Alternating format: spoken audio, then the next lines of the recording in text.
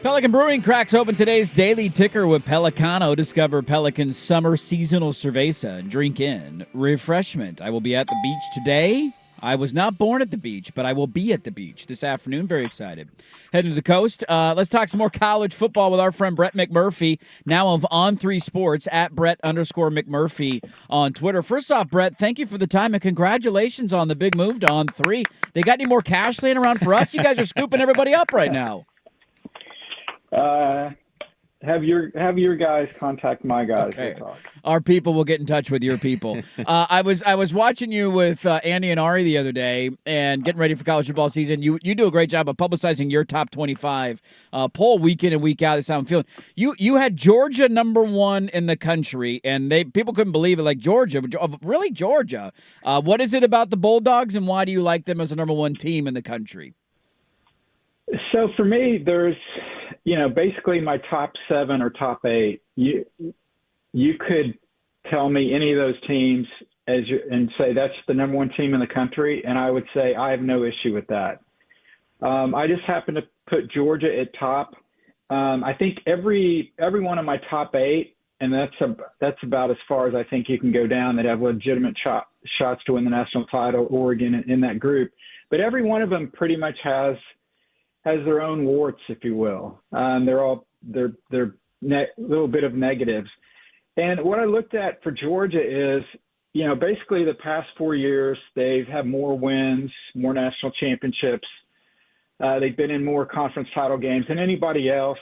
And their biggest weakness last year was at wide receiver. They led the nation in drop passes. So in the offseason, they addressed that. They bring in Zachariah Branch, electric returner and receiver from USC, and Noah Thompson from A&M. And obviously Gunnar Stockton takes over at quarterback. He came in, he led them to victory against Texas in the SEC game, but then lost in the first round in their first playoff game against Notre Dame. So I think he's going to be vastly improved. I think the defense always has been a strong point with Georgia. I don't think that'll change. And I think probably the biggest X factor for me is basically every year since Kirby Smart's been at Georgia, they have had a top 3 national recruiting class. So they are stockpiling talent.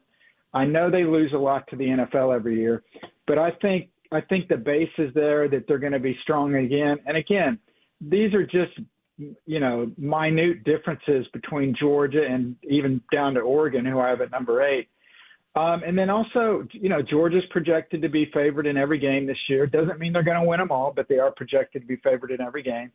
And they get Texas and Alabama in Athens. Last year they had those 2 games on the road. So last year, you guys know, my number one team in the preseason was Oregon, and the Ducks went 13-0, and then they got screwed by the seeding of the college football playoff. Thankfully, they corrected that a year too late for Oregon. So will Georgia run the table? We'll find out. It's no guarantee to win the national title, but that's why I give them the slightest of edges at number 1. And I'm sure I'm probably on an island with this pick, but that's fine. Texas will end up being number 1 on Monday. And the number 1 team in the AP poll has failed to win the championship in 19 of the last 21 years. Wow. So being number 1 is not necessarily a good thing. It's a funny world we live in, Brett, where you out loud say, I'm probably on an island picking Georgia to be the best team in college football, but we might be there. Yeah.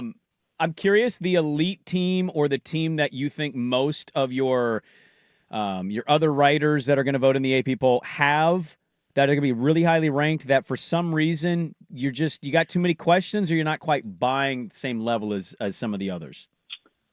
Well, I think, my top 8, I think will be the top 8 that comes out Monday. And that's some kind of, in what order, I don't know, but that's Georgia, Penn State, Texas, Clemson, Oregon, Alabama, Ohio State, and Notre Dame. What order they come in, I don't know. But I really don't have any questions about those guys. I guess the biggest question for all of those 8, with the exception of Penn State and with the exception of Clemson, and that's quarterback. 6 of the top 8 teams have new starting quarterbacks. Doesn't mean they're not going to be successful. Doesn't mean they will be successful. It's just kind of an unknown. So I think that's the biggest thing for me, is you've got these unknown at quarterback, and that is not arguably, that is the biggest position. And I think you can look at the quarterbacks of the national championship teams and contending teams the past few years. And obviously, if you don't have a quarterback, you don't have a shot. But like, as much as we think we know that these are the 8 teams, and I think everybody agrees, maybe there's somebody else you want to, maybe LSU or Miami, maybe if you want to include in that group, maybe not. But as much as we think we know that these are the teams that are going to finish up in the top 8, again, all you have to look at the history of the AP poll. And in 29 of the last 31 years, so this isn't like a 2-year deal, 3-year, basically going back the last 31 years, there's been a top 10 team every year that finished unranked. And it happened last year with Florida State. And we ended up having 3 teams that started the year unranked that finished in the top 10, Arizona State, Boise State, and Indiana. So as much as we think, wow, these guys really look like they're the elite, Right. One of those 8 will finish the year unranked.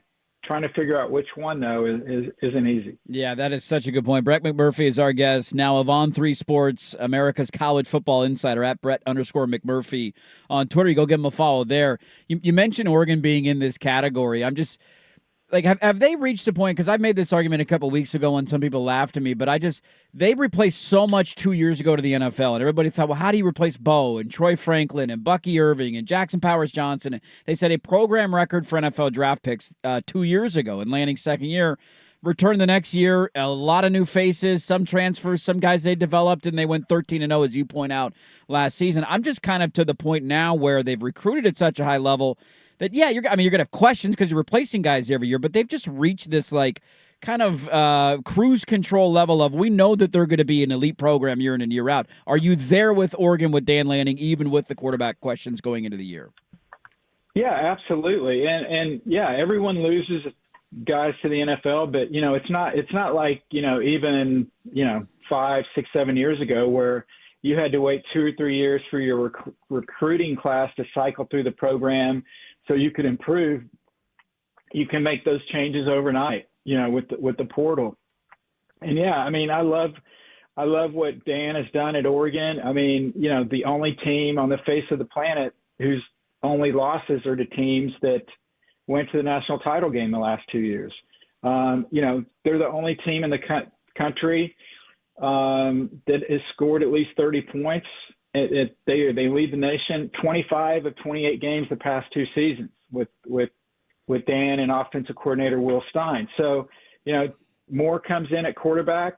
I think he's going to surprise some non-Oregon people that may not know a lot about him, about what a dynamic quarterback he can be. And yeah, I totally agree. Oregon is at the point of a Georgia, of an Alabama, of an Ohio State, where the names may change, but they're still going to be an elite program. They're still going to be expected to compete for certainly a college football playoff bid now that we've gone to 12, but also a national championship. Obviously, losing Stewart at wide receiver, is not great news. But again, I guess if there is a positive to take out of that it didn't happen the week before the season started. So Oregon's had some time to move some people around, get some other guys more reps and stuff. But yeah, Oregon is certainly in that class of handful of elite programs who you expect to be in there year in, year out. The bad news is, so is Ohio State, so is Penn State. Right. So it's not easy sledding. But as we saw last year, it's weird. We're talking about, it's weird that I'm the only one going to pick Georgia. What also is weird is I don't think there is obviously a big incentive to win the conference, but I don't think it's the end all be all like it with the 14 playoff, because Ohio State showed last year you don't have to even play in your conference championship game and still win a national title. So certainly people aren't going to sandbag and try not to win it, but if you don't win it, there still is a path to win the national title, and that's quite frankly what anyone's going to remember anyway. Yeah, it's funny. If you would have told me 5 years ago, hey, Oregon goes 13-0 in the Big Ten and wins the conference title, but you're disappointed by the end of the season, I would have laughed at you. But that was kind of the vibe last year. I did want to squeeze in one question on Oregon State. Brett, you're a national writer. You cover the sport coast to coast. I'm just curious where the thought process is at all on them and where they're at in this current kind of piece of the puzzle. And 1 year out from the conference. And how much, how much does that help being back in a conference and having a footing and playing for a playoff spot if they win as a G5? Like, how much does that help their national spotlight? Well, yeah, that's huge. I mean, this year is kind of their last year in limbo. I did my bold projections for On3. I have Oregon State getting over 6 wins, getting to a bowl game. But yeah, kind of this year, they're kind of their last year, kind of just, basically an independent, if you will. Yeah. So yeah, I think it's huge, getting the band back together, different members for the Pac-12. But yeah, because now, look, if you're not in a Power 4 conference, you still have a shot to get to the playoff. If you win your conference, you have to be better than, I know there's 5 other non-power conferences, but realistically, there's maybe 2 other ones that you're going to be competing with. Conference USA, MAC. Those guys aren't going to have the quality teams that the Mountain West, the American, I guess the Sun Belt now is kind of rising up. So yeah, I think that's huge, and being in a conference. We talked about with Oregon, well, it doesn't matter if you win a conference, but obviously at the non-power level, that is a much bigger deal. And you win that conference, and then, yeah, you're in a playoff, and then who knows what can happen. Look at Boise State last year. Yeah. Did you do anything fun this summer? You had a little time off. I know you transitioned with a new company, but you do anything fun before the season's here? I did not. Just I live in Florida, so just stayed around here and sweated to death, and got ready, trying to get ready for football. Hey, I'm just glad we're not talking about NIL and house settlement lawsuits and all this other stuff that makes my eyeballs roll in the back of my head. But dude, yeah, it'll be an exciting year. But yeah, you're right. Who would have thought Oregon become the first team in the history of the Big Ten to beat Ohio State, Michigan, and Penn State in the same year? And people will be like, gosh, I wish it would have ended better. What a letdown that was, It's a weird time in college football, and I can't wait for it to be back. Brett McMurphy's one of our favorites now with On3. They're getting everybody, so go find On3 at Brett_McMurphy on Twitter. We always appreciate the time out here in Oregon, man. Happy near kickoff season. Let's do this again soon. Sounds good. Thank you. There you go. Brett McMurphy of On3 talking some college football. I guess if you're in Florida, you don't really need to go vacation every Florida's year. kind of a vacation spot, so you're just kind of hanging down there. It's kind of like us. Like, our summers are so nice that I feel a little weird going somewhere. And we got places where you can go. Like, Yeah. I should travel more, but I'm totally fine. You give me like a week at the coast and a week in Central Oregon.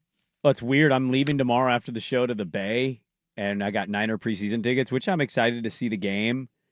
I'm so nervous about flying. You know what I'm looking forward to most? What are you looking forward to? The weekend after, we have a coast trip here. Yeah, you're just driving over the Right mountains. after that show, I got a house there. I'm excited to be there. Coast Range, go enjoy the beach and some sunsets, man.